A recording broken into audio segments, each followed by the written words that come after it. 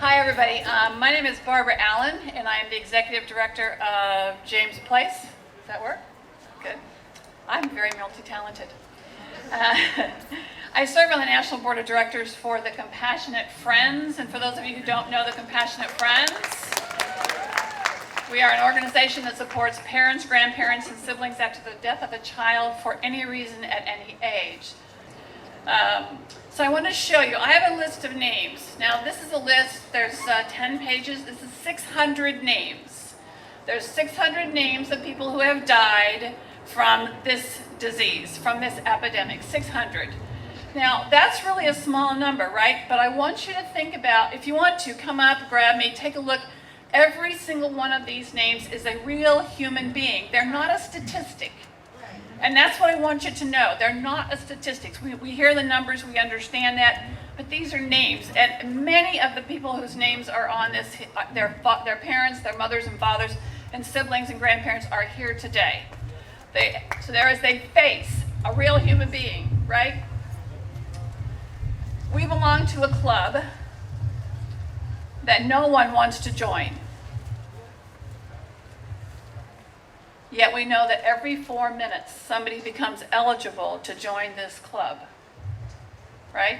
But nobody wants to join it. But there are no dues for this particular club because we have already paid the ultimate price. There are no dues.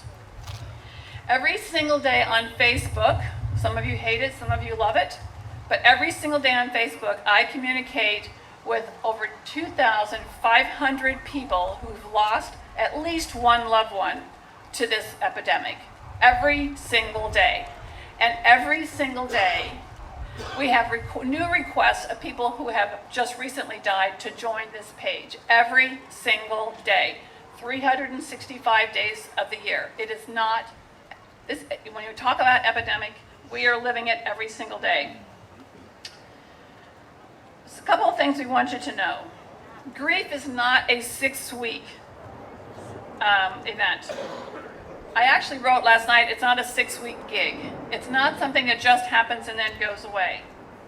Instead, we must live the agonizing years of learning to exist without our loved ones, and you need to understand that we will never forget them. So if you have been blessed not to lose somebody, and I pray you never do, please do not hesitate to ask a friend about their loved one that they have lost, because that really warms our hearts, because they are alive and well to us. They are alive. My son Jim died from an alcohol overdose, and when that happened, I gave his eulogy, because I felt, as his mother, I was the person who knew him best. It was the most horrible thing to have to do, but I did it.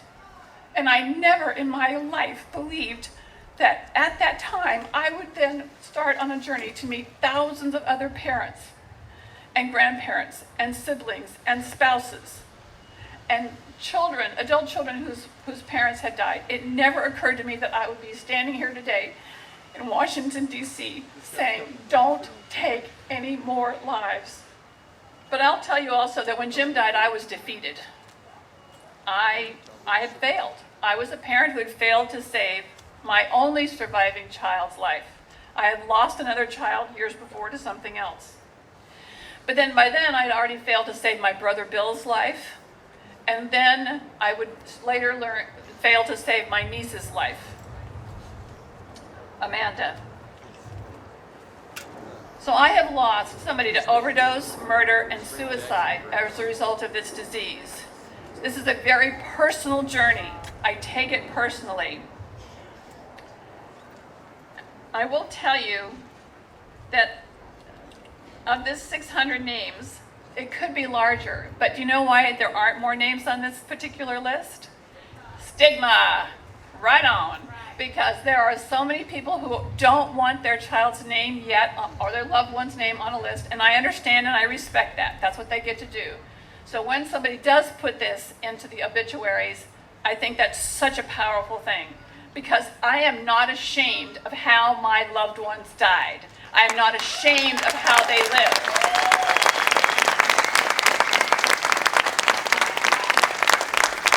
I am proud. I had a son who fought so hard for his life, and a brother who fought so hard for his, and a niece who did what she could. Each one of them was funny and loving and all the things that you can think about. I mean, that's just how it is, right? And I'm not biased? Absolutely. There is one truth that we share, and I'm going to be very blunt about this. Polite society likes to say that we lost our loved one. We don't like that term because they are not in a parking lot lost. They are not in the words lost. They have died. And this is a society that doesn't like to say the word dead or died, much less talk about it.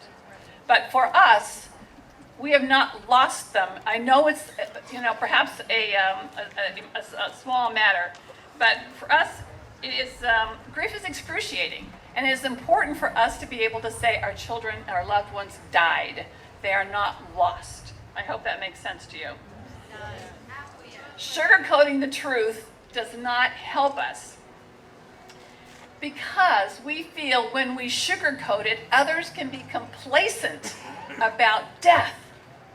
If we sugarcoat it and we lost them or they passed, you can say what you need to say. That's perfectly fine. But to me, I don't want our government, I don't want our neighbors to be complacent. I don't want that. So from a bereaved parent's point of view, we are, and I'm going to say this, we are beyond fed up. Now, we don't want monuments for our children. We already have them. They're called grave markers. So it's not about a monument, but what do we want? And some of this is going to be a repeat to other things you've heard. But first we demand action by the federal government and not this, we'll think about it, we'll talk about it, we'll have a meeting about it. But we want the action and we want it now. Action now.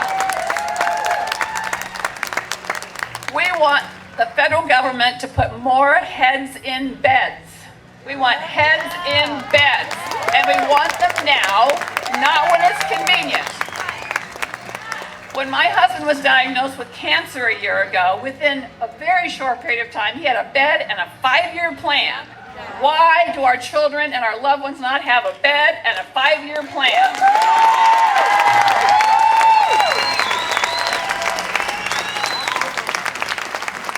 We also want, maybe a fantasy, I don't care, but we want a federal Good Samaritan law. Because what do? We fight inch by inch, state by state, year by year to get a Good Samaritan law to make one phone call to save a life. We also want a federal naloxone access law for the very same reasons. So we don't have to fight state by state. If that's what we have to do, great. But if the government cares about our loved ones, they give us a federal access law. And the bigger issue to us today, our big issue today, is that we keep the cost of naloxone available. It makes us sick that there's profiteering over something that has been around for so long and is so readily accessible and so not harmful. Oh, and this is another thing that fascinates me, having spent many years in the computer industry. We demand that the prescription drug monitoring programs are used. We have the technology today. We have it. Why do not have a nationwide PDMP that all doctors are required to use before they write a script?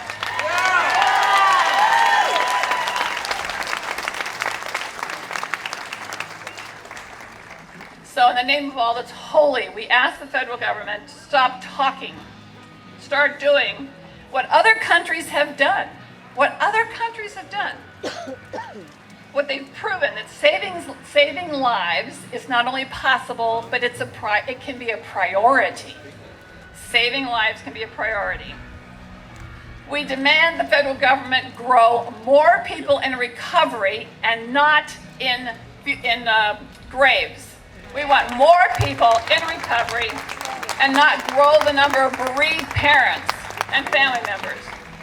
Now, we want every elected and appointed federal official to be mortified that our loved ones died under their watch. Mortified. But more importantly, we want every federally elected and appointed official to be terrified that their family members are next.